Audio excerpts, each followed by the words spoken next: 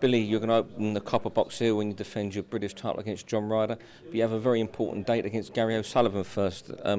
How hard is it for you to stay focused on O'Sullivan when there's the Ryder fight looming? You know, you take one fight at a time, didn't you? I mean, it's not as if so that they're journeyman unboxing. You know, they're big contenders, so you've got to take them very seriously, and which I'm doing at the minute. So I've got a job to deal with Gary O'Sullivan. And it's hard to get excited at the minute for John Ryder because he's at the back of my mind all the time. But I know I've got a job at hand of me first. And I know he's going to come fit, ready, O'Sullivan, so I've got to be the same. How big is he, O'Sullivan? Because I think he's ranked number 4 or 5 with the WBO. Yeah, I mean, he is. So, you know, he's a class fighter. And at the minute, that's all I want is them sort of fights. You know, I don't want the stepping down the level, I want to step up. And that's what I'm doing each fight now. I'm going up and up and up.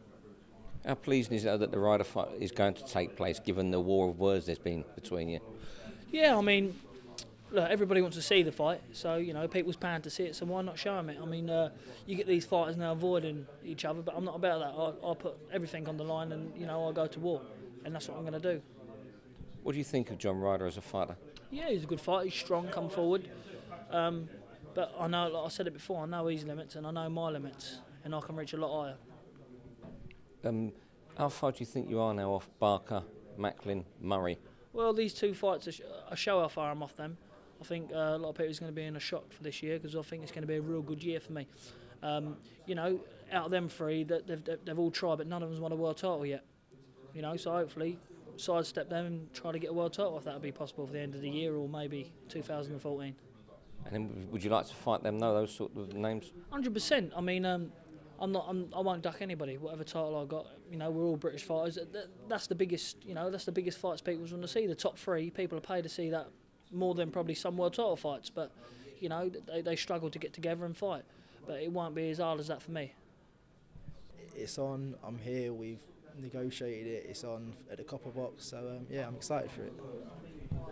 Billy Joe, there's been a bit of a war of words between you. What do you think of him, though, as a boxer? Do you know what? I've met him yesterday. He's a gentleman. We've shook hands, said hello, exchanged a few words. It's been pleasant. I don't expect it to be nice because we're going to be punching each other's heads in a couple of months' time. So it is what it is. But when we're outside the ring, just get on, be polite to each other.